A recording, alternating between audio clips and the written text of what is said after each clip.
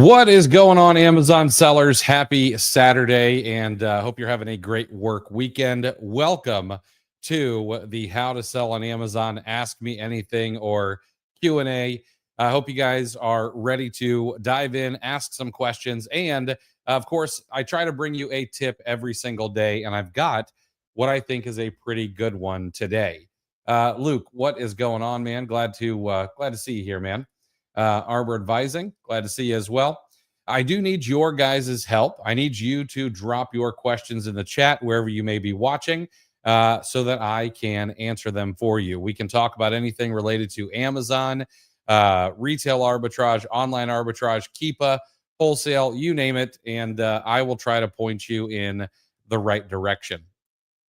But I'll tell you what we'll do. I know it's a Saturday, and I didn't expect a whole lot of people to be here on a Saturday. So I will go ahead and I will start with the tip this week or today. And I've got a pretty good one. Now, I cannot take credit for this one. This one actually comes from a guy on a guy on Twitter. He goes by Dr. FBA. He's a great follow. This is one of his Amazon to Amazon flip filters that he's shared publicly before. It may also be something that Saul has shared before. I'm not 100% sure, but it's very interesting. And then I'm gonna take it a step further than him. Okay, so if we go to Product Finder and we come in and we say, hey, you know what? I only want to see the items that are currently, we'll say, under 150,000 in sales rank. But I also want Amazon to be within a certain price range on average over the last 30 days. And what I'm going to do here is I'm going to say 15 to 20. I would keep this pretty tight. You know, do 15 to 20, then do 20 to 25, do 25 to 30, and so on. And so you're gonna end up going through a lot of filters. And of course, you can make sure to change these, to bookmark these or add them to your Google sheet of Keepa bookmarks. And if we do that, and then we roll down to the number of offers, we're going to say 3 or more over the last 30 days and 3 or more currently, just to try to stay away from any private label products here. Now, this gives us 116,432 products, and that's a ton. But this is all you need to do, and then it's your job to start going through them, all right? We're going to hit Find Products now. And we're going to make one little change here because this data is, one, it's too much, and number two, it's not completely helpful. So we need to look at two different things here. Number one, we need to look at this 90-day average price, and we need to look at Amazon's 30-day average price. So I'm going to take my Amazon 30-day average price, and I'm going to actually move this over next to my my 30-day average price on of the buy box. All right. And we're going to notice here that a lot of these are the same. So now we're going to sort by the buy box 30-day average price here. And what we'll notice is when we do that, we're going to sort from highest to lowest. We should see a delta in the 30-day average price compared to Amazon's 30-day average price. And of course, we want to see the ones where there's the biggest delta. So I'm going to skip this first one here. And actually, no, this first one's pretty good. We can see that Amazon 30-day average price is $18.94, but the 30-day average price is $137.82. We're going to click this open, and we're going to see in here that, okay, this sells for $137. But every now and again, Amazon comes in stock at an insanely low price. Not very often, but very infrequently here. All right, so $18.94, $8.48, etc. If we could have gotten this when Amazon was at $18.94, we would be able to make a mint off of this. I'm going to go ahead and open it up. This one, 3M, it's pulling up an IP alert. That's all right. But if we could get this for $20, we're looking at an $80 profit at $137. All right. And we can go through all of these. Now, what I would suggest is you can actually maybe filter a little bit more.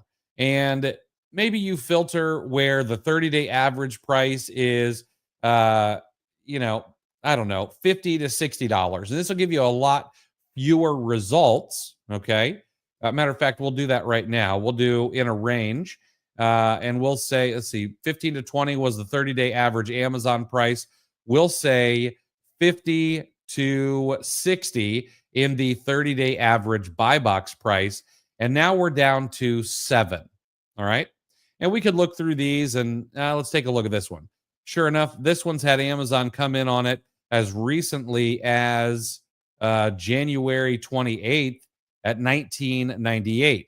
We should be able to make a little money off of that one. Ah, shoot. I accidentally hit the wrong button. All right. We can get this for $20. We can go ahead and make about 18 bucks on that. All right. Now, by doing this, one of the other things we can do here is we can export all of this data right here. We can hit export and I'll download all the active columns to a CSV. Actually, all I need is the ASINs, right? So I'm going to pop all these ASINs out after I've checked them because these are not necessarily helpful right in the moment. They're not something I'm going to necessarily see right this second that is profitable. Although I'm going to come back and I'm going to show you another thing that we can do here, okay? But what I am going to be able to do is I can download this. I can open up the product viewer in another tab, and I can upload this CSV file that I've just downloaded from Keepa. I'm going to hit load list, and now I can click enable or disable tracking mode. And I can track all 7 of these products in bulk here.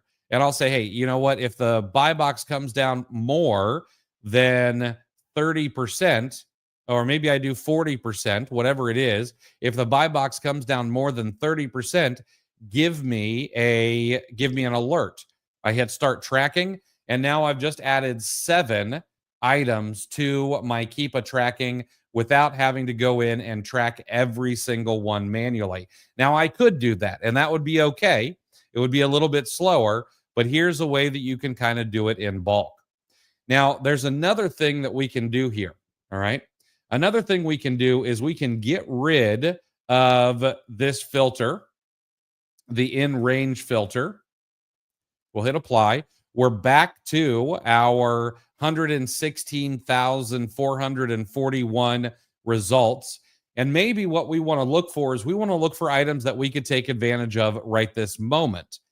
Well, we could say, okay, the 30-day the 30-day average Amazon price is between 15 and 20.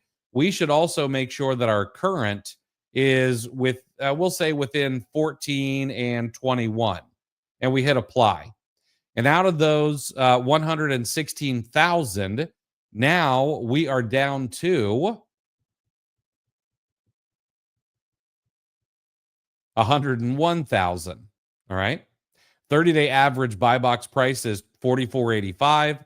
Amazon 30-day average is 20. Current is 20. There's probably not enough money on this one to really make anything, but we'll take a look here.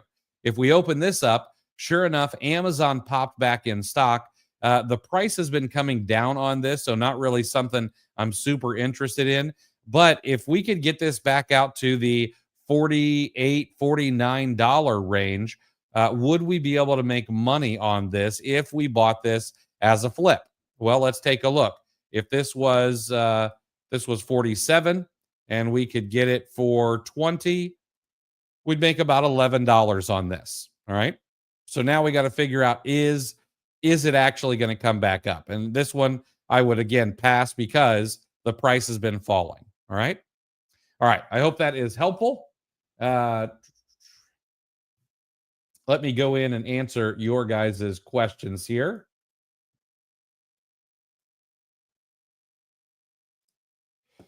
Deborah, hey, what were the 3 prep centers you recommended on a previous call? Well, I can only recommend 2 at the moment. I had to remove the third one, but it would be Network Prep and Proven Prep. Those would be 2 that I would suggest for you.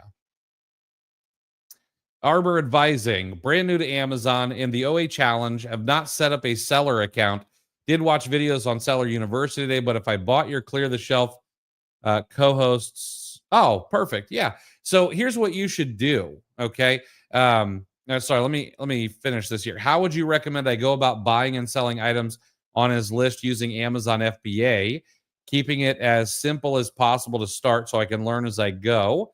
Um, Here's what I would do if I were you. Since you bought one of Chris's weekend lists, go in there and rabbit trail from those items. Find some of your own. Make sure that you are ungated in them. I wouldn't just go buying them until after you've got your seller account set up. That way you can check to make sure you're ungated and things like that, because you're probably going to run into that a fair amount. Okay. Uh, but one of the things you could do right now before even setting up your account is you could actually paper trade. So you could pretend that you're buying things, put in what the item is, where you would get it, what listing you're going to sell it on. Make sure that you go and double check for all the discounts. You've got discount gift cards, you've got cash back in there. And don't take cash back as part of your cost of goods sold or anything like that. Um, uh, Put in any coupon codes, etc., and then put down what your actual buy cost would be. Make sure if you're going to pay sales tax in your state that you include that, and then put what the current price is on Amazon. Put it into a spreadsheet and then follow up on it in 1 week, 2 weeks, 3 weeks, and 4 weeks, and see what those prices are doing. That way you can sort of follow along. Be like, okay, well, this came down a bit, and why was that? Is it because the number of sellers went up? Is it because the sales rank was fairly high? Or if you're ready to actually buy now, get your account set up, look for the items that are ungated, go very shallow, get them in to you, prep them, pack them, ship them off to Amazon, and then follow along the process really closely so you can learn every step of the way. Master of Man, glad to see you in here. Now, Luke, I'm glad you like that one, man. Deborah, I live in Maryland. Would there be any reason I wouldn't use a prep center in Oregon? If you're doing online arbitrage, I'm agnostic where the prep center is, as long as the prep center is in a tax-free state. If I'm doing online arbitrage, so you've got 4 areas that you can, or 4 places that you can go to look for prep centers. You got Oregon, you got Montana, you have New Hampshire and Delaware. So I don't know any prep centers on the East Coast as of right now that I can recommend to people personally in tax-free states. I would like to find 1 or 2 because I know some people want them on the East Coast. I just don't know of any. So if there are people using really great prep centers on the East Coast that have great customer service, have fairly competitive pricing, good turnaround times, etc., I'd love to be introduced to the owners and chat with them so that I could recommend them when people ask, because we get that question a lot. Hey, Kevin, good to see you, man. All right. Any other questions, thoughts, concerns before we wrap it up for the weekend episode?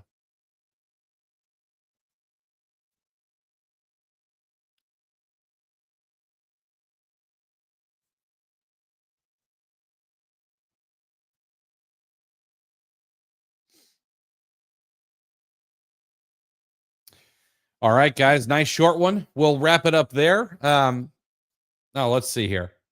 Luke, I'm seeing a lot of articles today about how bad DeepSeek is, from failing safety tests to mistaking itself for ChatGPT. Sounds like everything China's known for. That would not surprise me. Would not surprise me at all. Yeah, there's a reason I didn't download it. I always like to let other people go first. All right, guys, we'll wrap it up there for this Saturday edition of How to Sell on Amazon. Ask Me Anything. I'll be back tomorrow at 5:30 p.m. We'll do this all over again. And I hope you guys have a kick-ass Sunday. I'll check you guys out tomorrow. Have a great weekend, everybody.